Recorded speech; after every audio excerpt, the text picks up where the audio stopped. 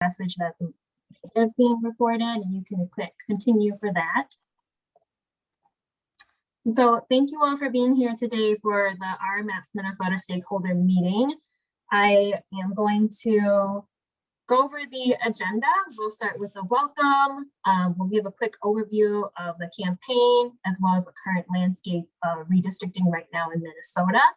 Then we will spend the majority of today's session going over some community mapping resources so that you all can have those and utilize them as well, and know how to use the tools. And then we'll end with some engagement opportunities. If at any time you have any questions, I encourage you to use the chat function so that your question does get recorded and it doesn't get lost, or the Q&A feature as well. My name is Mei Yang. I'm the Public Policy Manager with the Minnesota Council on Foundations. And in this role, I also serve as the Campaign Manager for the Our Maps Minnesota campaign. And just a quick overview about Our Maps Minnesota. We are a nonpartisan grassroots campaign committed to a community-focused and transparent redistricting process in Minnesota. We really operate on the theme of Our Maps, Our Power. So that's working with community to ensure public input and how maps are drawn and to put people first in the process. This is a quick timeline scope of the campaign's work. So here in June, we are really kicking off public awareness and engagement, training community to do community mapping. Some of you have participated in that, and that's also a space for these stakeholder meetings as well too, so that folks can stay abreast of what's happening. We're now in the summer phase where folks are leading community mapping, so working with the public to draw maps to influence the redistricting process. In September here, we can anticipate the census block data to be released. And then in the later fall, that's where we can really see the redistricting processes kick up at the legislature and or within the courts, and that there will also be a public input period. All of this leads to February 15th, 2022, which will be the deadline for the state maps here in Minnesota. So a current landscape of where we're at and what we know in Minnesota. So I have broken this up into both the legislature and then what we're seeing from the courts as well too. In the House, there haven't been any hearings scheduled, but we can anticipate some future hearings for public commentary in the upcoming 2 months. For the Senate, it was just announced this week that there will be the redistricting committee will be having a hearing in Bemidji on August 9th. So that's coming up, not this Monday, but the upcoming Monday. And so that's an opportunity for folks to participate if you're in the Bemidji area, to share how redistricting impacts you or to share some community stories. And then same with the House, you can anticipate some future hearings in the upcoming 2 months. For the courts, in June, the special redistricting panel was appointed. It's a 5-judge panel. The names of those judges, if you're interested in that, I can send out some information afterwards to everyone who's registered for this meeting. They also announced that the courts do intend to host public hearings in person all across the state between October 11th through the 20th. Their plan is to really have these be in the evening hours to accommodate as many schedules as possible. They will also be following public health guidance considerations. And then the schedules and locations are to be determined. And again, you all are registered for this meeting. We'll follow up with folks and in our Maps Minnesota newsletter with any information that we hear. And so establishing a little bit more about the Our Maps Minnesota campaign and where we're at in the current landscape, really want to talk about our approach to redistricting. And so as I mentioned before, we really want to work with community to promote a people first and community-centered and led redistricting process. We have a focus to support Black, Indigenous, and people of color communities, as well as other historically undercounted and excluded populations. And our approach is really to do this community mapping through communities of interest mapping. And I'll talk about that process here a little bit more in the next coming slides. And so what is communities of interest mapping? First off, it's important to define what a community of interest is. It's a neighborhood or area whose residents have shared culture, history, and policy concerns and would benefit from being represented in the same district. So keeping a community intact. It's also important to here to identified that a community of interest would be geographically contained, right? And then again, they have shared interest. Community mapping is really that process where this community of interest identifies who they are, what makes them special, where they live, and how they share interest, and what really defines their community. So COI mapping is really important because communities of interest is an important principle for redistricting, and it can be especially helpful for communities that have been historically excluded from the political and redistricting processes.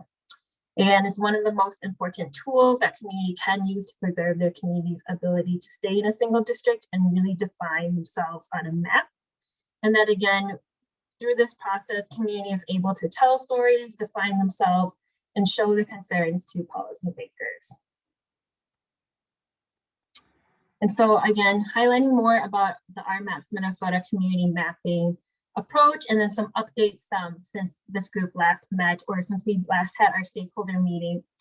MCF was able to re-grant to 12 Black, Indigenous, people of color-led serving organizations to conduct community mapping. So again, to put community first in the community mapping process. These groups were served in a cohort model where we're really working together to learn about redistricting and to also build networks and build solidarity and connections across the state. These groups work together to be trained in redistricting, learning about messaging, how to conduct community mapping, as well as storytelling. And so now we're in our mapping stage, which began here in July, and will go through the end of August. And something to highlight about mapping is that these mapping sessions are occurring pretty much every week. There's multiple sessions occurring. So that means that these groups are going out to their communities across the state to engage folks in the redistricting process, educate folks in the redistricting process. And all of this is happening in multiple formats. So we're seeing sessions occur virtually. We also have multiple sessions that are in person, and that they're across the state in various geographical areas. And so here's a list of the organizations that are really leading this effort.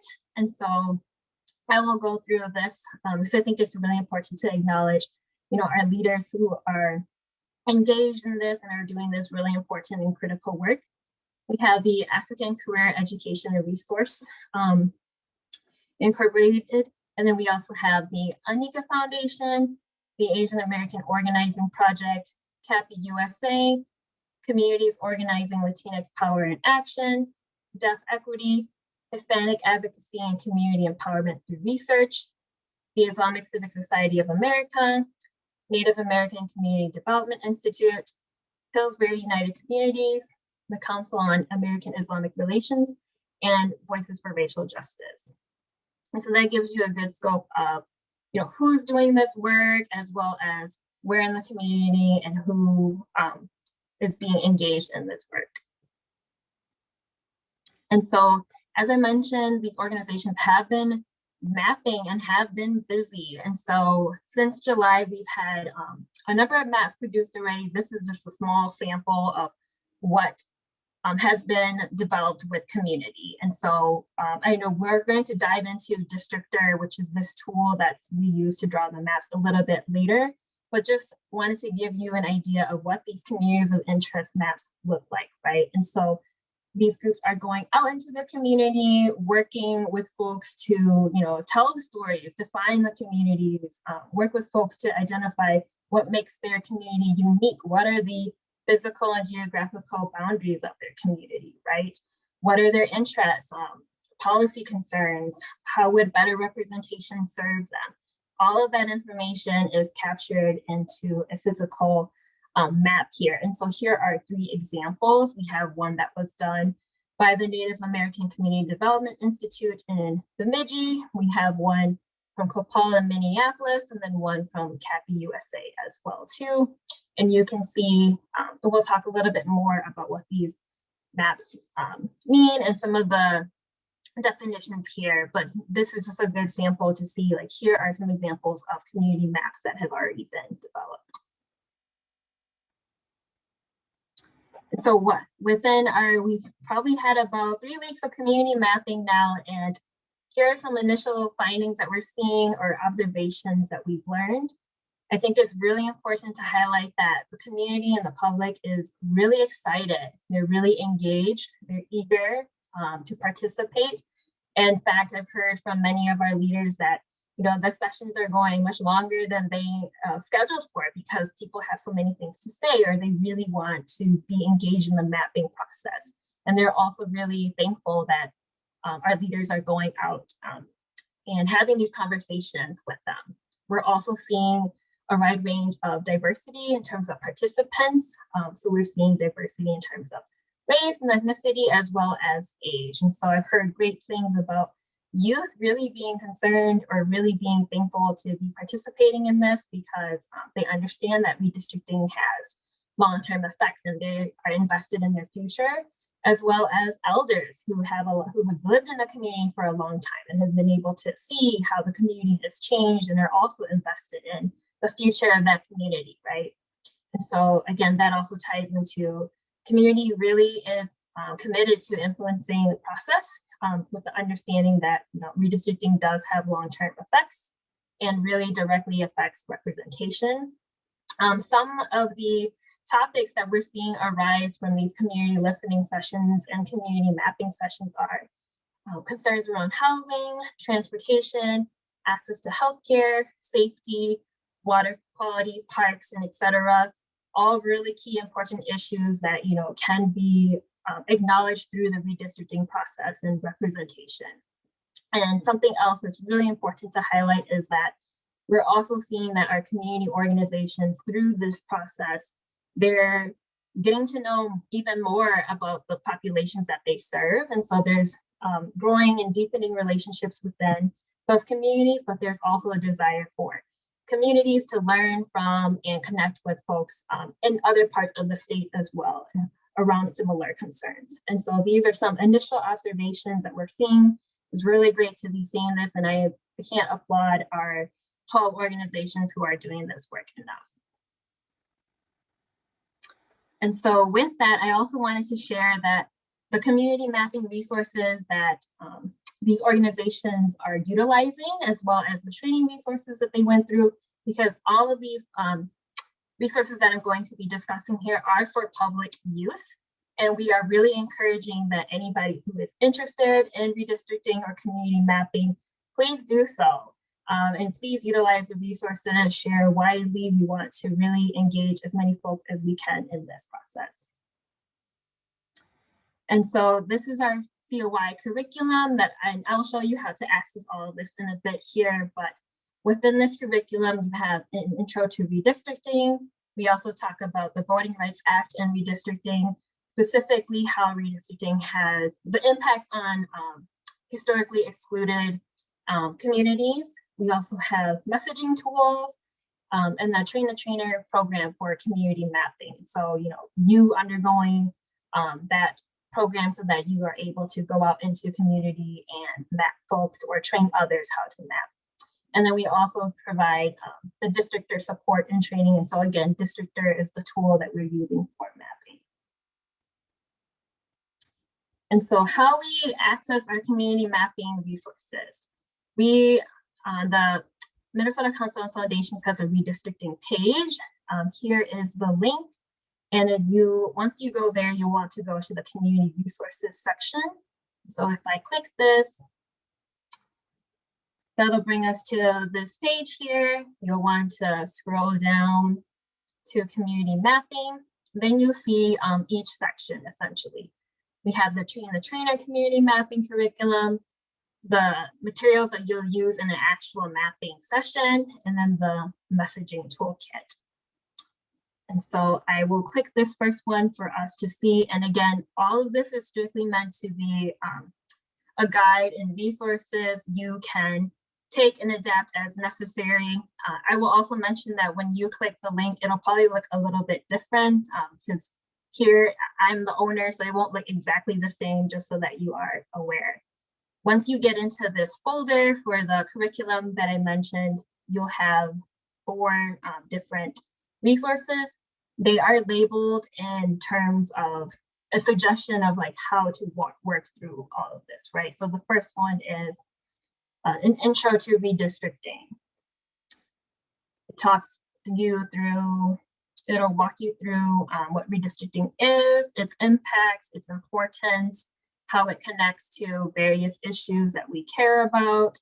There's also some great graphics about how to visually understand redistricting as well as understanding the context here in Minnesota. And so you'll be able to see the PowerPoint. You can use this, take and adapt as you will. Next is the Voting Rights Act and redistricting, connecting that, understanding the importance of the Voting Rights Act and that it's a required redistricting principle, as well as ways that it's been used to the impacts on communities of color. So I'm going through all of this very briefly just to give you a general idea, but again, anyone can have access to this to go through or also take and adapt for your use when you are going to map your own communities. Something else that I'll highlight is in this particular PowerPoint, we also go into minority vote dilution, right? And so understanding the negative impacts that redistricting can have. So understanding packing, cracking, and racial gerrymandering. And again, we have graphics to help illustrate some of that. The third section is the redistricting messaging toolkit. And this is a Google Drive, and we will talk, I'm going to talk about that later on because I want to go in depth. There's quite a lot of things in there, but that will walk you through how do we message around redistricting? What are some culturally relevant themes that we want to make sure that we're incorporating in our engagement with communities? The fourth material here in our resources is, again, that training the trainer component. And so this is going to be a guide for you to understand what community mapping is, but also understanding how you may implement that with a community or in the public. And so again, this has the RMAPs information, but you could put your own organization on there or any relevant information that's pertinent to you. Again, in this tool, you'll learn what community mapping is, and then you'll also be able to practice with others or that you're training or other folks that you want to engage in community mapping. This goes in much more depth about communities of interest and the definitions. There's also examples of real life examples of what we've seen in redistricting cycles prior across the country. And again, also discusses impacts of communities of interest maps. I'll highlight that what's really important to understand for how to conduct COI mapping is here are the steps that we would recommend. You should assemble a team, be able to organize your community. So who do you want to map? Who is important to include in this process? Who are you going to need? How will you promote and engage folks to participate? And then once you have folks together in a room, you know, how will you define your community? What are the important stories to tell from the community? And then mapping your community and understanding what are the action steps, right? How can you share your map and then also share those stories? That these steps here will walk you through it, going into each step in further detail. So for example, in terms of assembling your team, we would recommend that you have a facilitator, so someone who's really going to be able to get the conversation going in a group of their community, who's really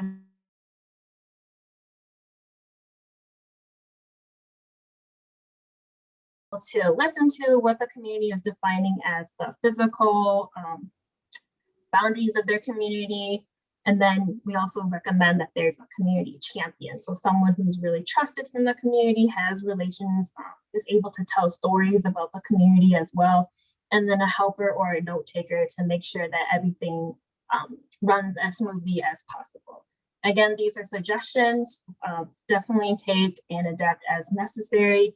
I will also highlight here while we're here that the RMAPs Minnesota campaign does offer support for mapping. We have a team of community mappers who are trained in districtors. So if you say from after today, you are really interested in mapping your own community, definitely connect with us and we can coordinate with you to make sure that either you get trained in Districtor or someone.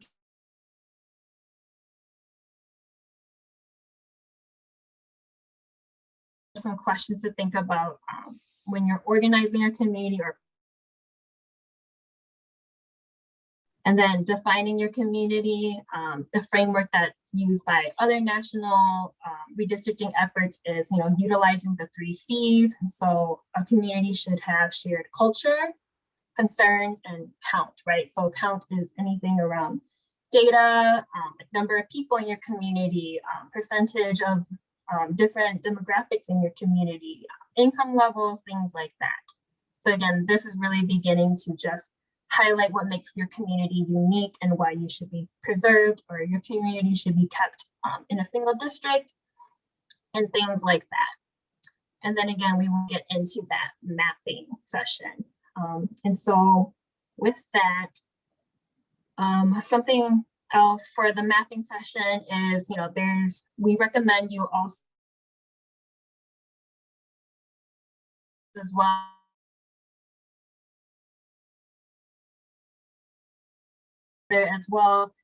ask folks what makes their community unique. What are they proud of, right? That will kind of unearth some stories as well.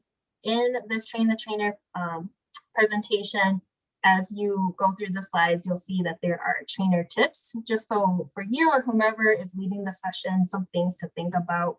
So again, the example of here would be taking good notes of places that people mention when you ask them what makes their community special, so that that can be captured in the map. And so this is kind of a facilitated or a guide to have that community dialogue with folks. So lots of examples of questions you could ask. Again, feel free to take and adapt as necessary. Once you have that conversation with the community and the community is able to define themselves and understand that, oh, okay, yeah, we all agree on what our shared counts and culture and concerns are, then you'll want to get into the actual creation of the map. Again, we use a tool called Districtor, and that is a really great free open source for folks to be able to create their maps. Again, we will offer mapping support for you if you decide that you would like to participate in community mapping. And at this point, I'm going to stop sharing, and I will invite Paul Huffman to give us a quick tour of what Districtor looks like and the features that Districtor offers. All right, thanks, May. Yeah, as May said, I'm Paul Huffman. I'm the redistricting coordinator with League of Women Voters, and I'm supporting a campaign with, basically organizing, supporting, scheduling, the support for using Districtor as part of the campaign. What I'll do is I'll share with you a couple of screens just to give you a sense of what we have in Districtor, just high level how it works. As May mentioned, if you want additional training, there's a basic 1-hour training that I do for the campaign on use of Districtor. There's also some other documents that we provide to help folks with using it consistently, making sure that what they're saved is available and usable to the campaign, and that you can be as successful as possible. So, or we have folks that can't support your mapping, whether it's in person or virtual. And I did have a discussion with somebody this week. That's free. I mean, these are volunteers who are doing this, who've been trained and have experience. So whatever support works for you, we can support that through the campaign. What I'm going to do first is share with you the Districtor screen. I put the link in the chat. If you just go to that Districtor link, this is the page that's available to everybody that uses Districtor. Just a couple of key things. When you go down this, there are some things with training materials and a guide to Districtor if you want to learn more on your own through that. And there is a place to register for assistance sessions. This is a product developed by Tufts University, their MGGG redistricting lab.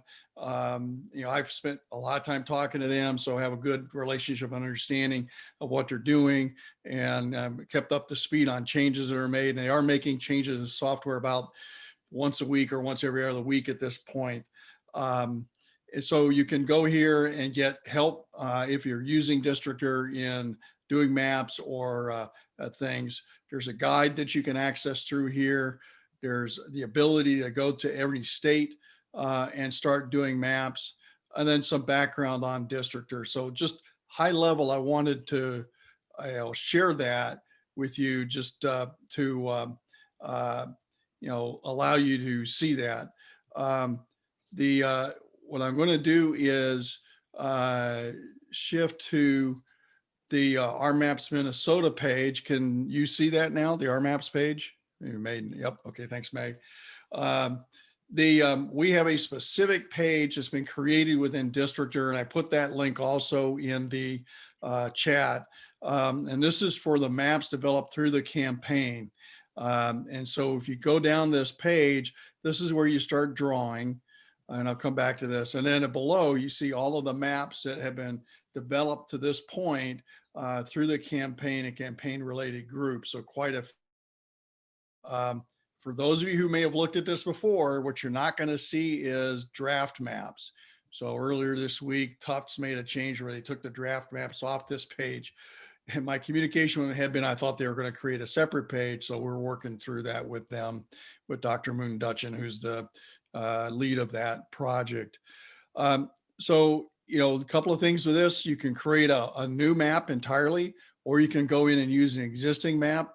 One thing to note is that once a map has been saved, you can't overwrite it. That map is unique, and each map gets a specific internet URL, and this number right here on each map is unique to that saved map. And if you're interested in mapping, I can get into those details. We always use map build collapse out of block groups because that is the census unit for which we have demographics. Precincts are used to manage elections, so they're really not useful for doing district mapping. So we always start with block groups, and I'll just give you a brief orientation of how this would go in a mapping session. As May mentioned, it's really helpful and valuable to have somebody who's facilitating the session, who's having that conversation with the community to talk about what's important to them, what important locations are, shared interests in their community, while the mapper, somebody like me or one of our team, is often aside manipulating this piece of software to do what people want. Now, one of the things I'll show is as you go further down in detail, you see a lot of things show up. You get universities, you get bus stops on the light rail there along University Avenue in St. Paul. You get down, you do get some commercial places, like a theater and stadium here at Concordia University and so on. So the further down you go, the more detail you get. Everything isn't there, but it really helps with orienting the group. Normally what we do is we'll have this projected on a screen if you're in person, or on a shared screen if we're doing this virtually. And then what we do is we just start with naming a community. And if it's a group of people,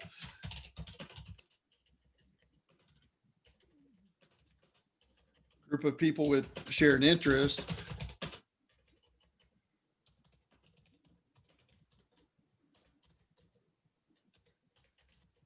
I always hate watching people type.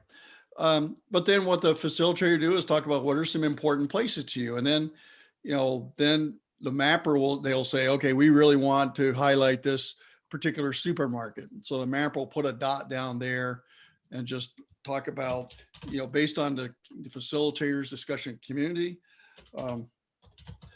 and type in there a few words about what that is. And then you type in a description about why this is important to this group. Okay. And then, we can go through and put additional other points and just just for the sake of illustration, I'll put a couple other points here. That's a point 2, and then we'll put another point over here someplace. Okay, and then when I back out, those points remain. And so then it's easy for that group to say, okay, here's the places that we've identified that are important to us.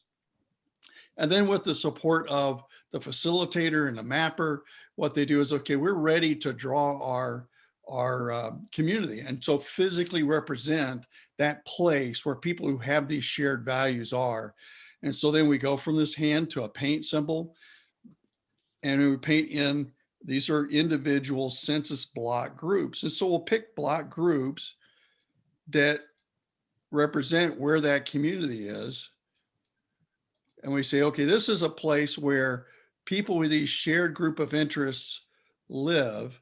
And this group should be maintained intact in the redistricting process, whether it's congressional redistricting, it's legislative redistricting, whether it's city council redistricting, it's county commissioner, because if this group is intact, their voices will be better represented and heard than if district lines cut this area and then split into districts. Now they're, May talked about, they're cracked or they're diminished in their ability to have their voices heard.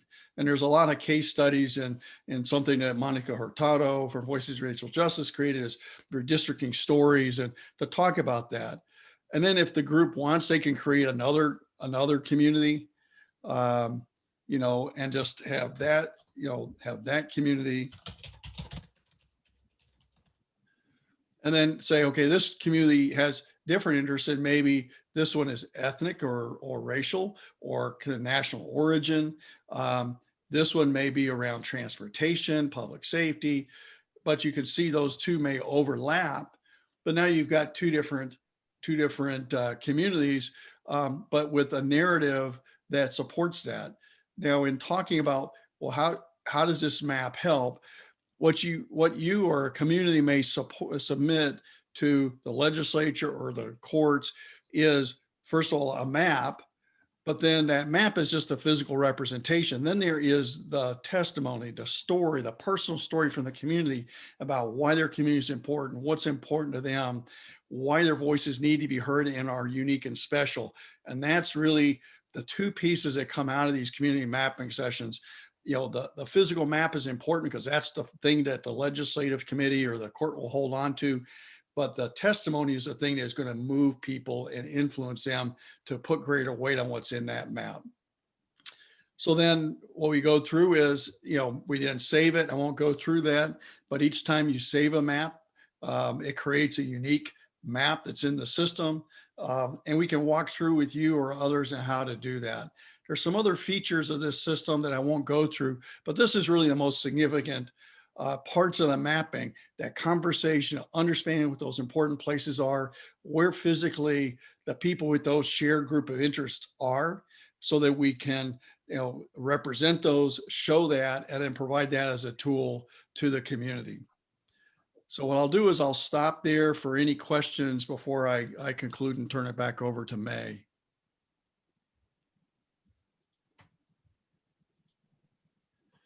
Hearing none, I'll go ahead and stop sharing. And as I said, if you want support, training, whatever on this, certainly happy to do that. I'll do one-on-one, I'll do a group, whatever works for you. So thanks, Meg. Thank you, Paul. Yeah, I just really want to acknowledge Paul's efforts in training volunteers, both community members and organizations to participate in Districtor as well too. It's a great tool to use. I would echo what Paul said, like if anyone is interested in learning how to use Districtor, Paul has been so great at quickly coordinating with folks to make sure that folks are trained as well too. Something else I'll also recommend is for folks in the call, definitely take a look at the maps that are already created so that you can get an understanding of where communities live and exist and what they are concerned about, as well as examples for if when you do create your own maps, some things that you can include in that as well. Yeah, May, one thing I'll mention is, and I did mention about just reinforce, and I didn't want to go in and take the time to do that, but if If you do go into an existing map, if you change it for some reason, you cannot overwrite what's there. That still remains a unique map. And so that ensures that the results of that community are preserved and not impacted. So thanks.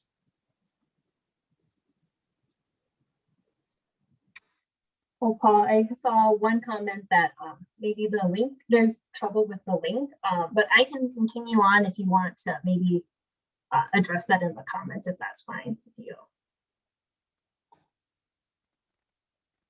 I know sometimes I have to refresh it to get the maps to populate.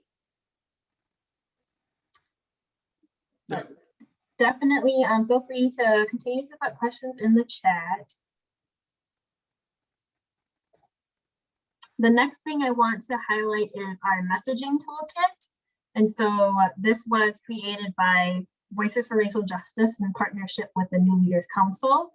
This messaging toolkit is really, again, about, what are some ways that we can, what are the themes around redistricting in terms of how we communicate that to historically underrepresented or excluded communities, right? What are important things to understand, right? What is important to understand about these communities so that we can craft our messaging to be really relevant.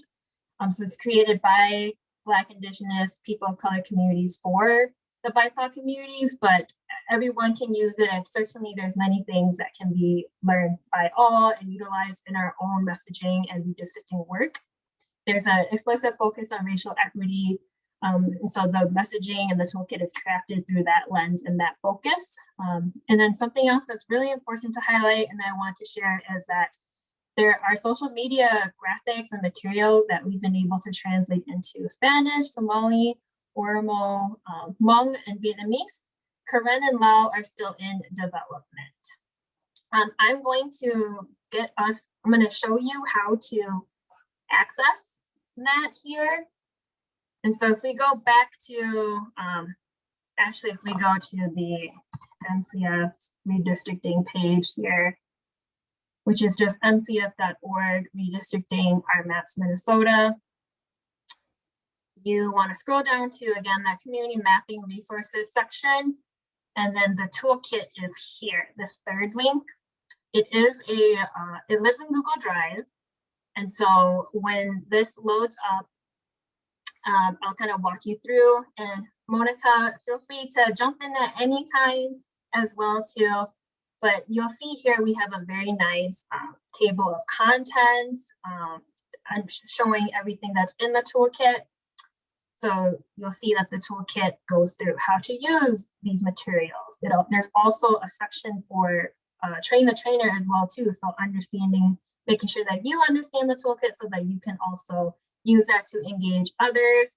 There's a big picture narrative that really contextualize why redistricting is important right now, but also what it means for our communities, right? I know that the team behind the toolkit was really intentional about understanding that redistricting can be a tool for liberation for our communities, right? And as well as organizing and making sure that community concerns are uplifted and acknowledged as well. Again, there's a timeline here that we had shown before. I'm going to spend the majority of our time looking at the graphics just because there's so much information here, but there's key terms, understanding how redistricting works. Here is, there's links throughout the toolkit. There is a cheat sheet infographic that is really cool and I want us to spend some time on. So once that opens up, you can see here, there is this large image that goes through the really some key important redistricting terms. This is a rather large file. So for the intents and purposes of this presentation, I'll go into the Instagram graphics. And so really, this is a digital organizing toolkit. And so there's, for everything that we're referencing, there's graphics for the various social media outlets that you can put these images on. So you'll see that the toolkit goes through what packing is, understanding gerrymandering, redistricting, the concept of one person, one vote, and then cracking, reapportionment, Again, understanding what a community of interest is and contiguity, which are all important principles for redistricting.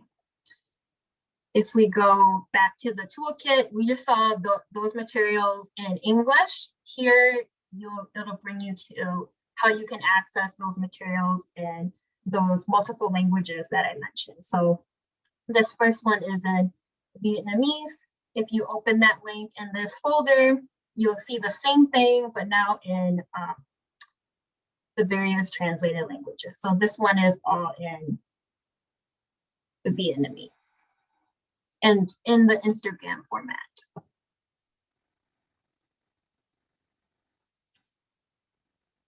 So very cool. You can see it's very meant for digital organizing, and that you can take and use on your social media graphics or your social media profiles as well, and can be used as promotional tools.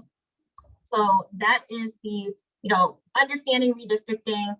Some other sections that are important to highlight is, how do we connect redistricting to other issue areas, right? So here in this section, if we want to connect redistricting to electoral power, there's the framing here, so explaining why this connection is important, right? So having people from our community representing us is critical, and that district maps have a direct impact on whether or not we get the opportunity to elect a candidate that best represents us. For each of these issue areas, there are social media graphics and examples of context that you can use for accompanying your various graphics. If you scroll down, we get the same thing with, there's a folder for those English graphics and those materials. And so you can have that material in both Facebook, Instagram, and Twitter formats. If I just go into this Facebook one to give you an example, here's, again, the theme of our maps are power, and then some hashtags that you can use. Going back to the toolkit, again, that was the English graphics. If we wanted to see those graphics here in Spanish, we'll simply click this link. That'll bring us to a similar folder. There's also some instructions about how you can best use that. All of this is in Spanish. You go into the graphics folder, again, in Facebook. And then we have that same image with in the Spanish language. So very cool. Again, that's available in Spanish, Somali, or Hmong Vietnamese. Karen and Lao are in development. And so as you continue to check in on this Google Drive, those will be updated as we develop those. Some other issue areas are census and redistricting. So for every subject, so the census, we just walked through electoral power here. Now we'll go into census. You have the same thing of the English graphics here, and then as well as the other multiple languages. And then the last section, if you will, is connecting redistricting to different issue areas. Again, ideas, examples of text that you can use to accompany your social media posts. And then the graphics are linked here in English and various other languages. And again, all of that this is public, and you can access that through our community mapping resources section on our redistricting page. I will also be able to follow up with everybody with links to everything.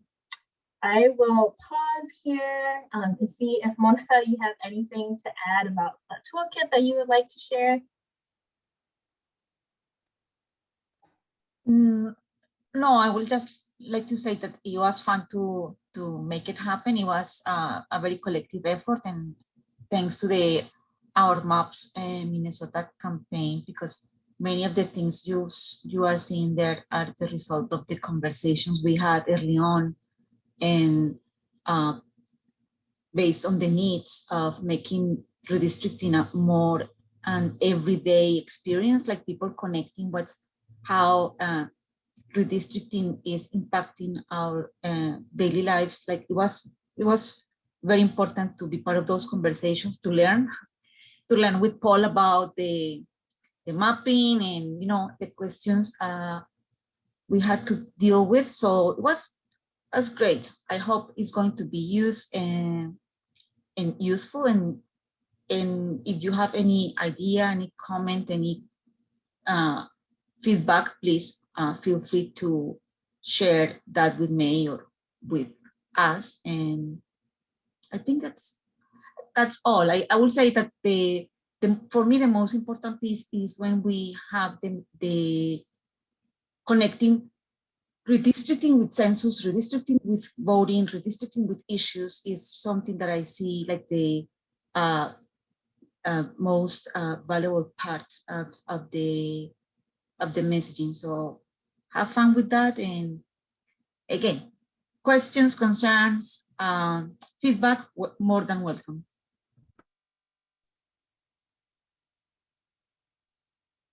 Definitely. I also really echo that. And I share that this is the first time something like this is being done in Minnesota, right? So we're all learning as we go, and that something that we're all very intentional about is capturing, what this process has looked like, right? Or what we're learning in this process. What are the important stories that we'll continue to unearth in this as well, so that we can learn not only for this current cycle of redistricting at the state level, but for local redistricting as well, and then also for future cycles of redistricting. And so, as Monica said, if you have any questions or comments or things that you're also experiencing in this process as you continue to, or you engage in your community mapping processes, please feel free to connect with me. And all of this is really a part of a collective effort to make sure that our communities are fairly represented. And so with that, I will share screen again. And so we're going to end with engagement opportunities. So seeing all the resources, what's next, right? What are some action steps you can take? You can map your community, right? So connect with your neighbors to start organizing and to submit your own map. Whether that's, you can upload it to our districtor page so that that's also taken into consideration. You can work with us we can also have tools for, telling your story and crafting your testimony, right? To accompany your map, as Paul had mentioned earlier. And then once we have those things, being prepared to share your story or your community stories at public hearings, whether that's through the legislature or the court processes. And so we have resources and support systems to engage folks and also keep you informed with when those things happen. And of course, you can follow the Our Maps Minnesota website for any updates. All of you, by participating today, you'll be added to our newsletter as well if you haven't already been part of that list, so that you can continue to get some resources. And so with that, maybe one thing that I will share that I forgot to mention earlier is our mapping session tool. So I had showed you the training materials, right? So we saw the 1, 2, 3, and 4 in terms of tools and resources that you can use. But if you go back to the main curriculum page, in the community, there's a folder for community mapping session materials. And so this is probably the most important, or what you'll probably use the most in your actual mapping sessions. And so here's a PowerPoint that essentially guides you through how to map your community, but it doesn't include all of that. It doesn't have as many instructions, if you will, in that first PowerPoint I showed you with trainer tips and things like that. But again, it has the questions for your community, examples. I think one thing that we're finding as we are mapping is it's really examples and physical maps is really helpful for people to understand what the outcome is.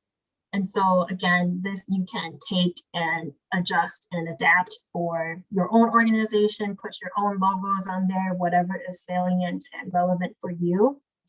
I wanted to highlight the communities of interest testimony worksheet, right? So you can also think of it as a storytelling worksheet. This was put together by a group of national organizations who are committed to community redistricting. And so this is really great because it kind of gives you, there's a template for folks to essentially fill in the blank with their relevant information about themselves or their community. Has a lot of great questions to get folks thinking about what they could say, right? Or what is important to share. And then so this template you could print off and hand to folks if your sessions are in person, or you can share electronically if you're hosting your sessions via Zoom. But this is one tool that we're using to help capture stories as well too. Here's another example of questions that you can use or share to folks to think about what are some stories to tell, what are some things that you really want to uplift from your community as you're in these mapping sessions. And again, all of these are available for public use. This is all in the community mapping sessions material. So this is what you'll probably use in your community mapping sessions. But in the curriculum, there's also information about Districtor and then the whole training curriculum there. And I will stop sharing to see if there are any questions from folks.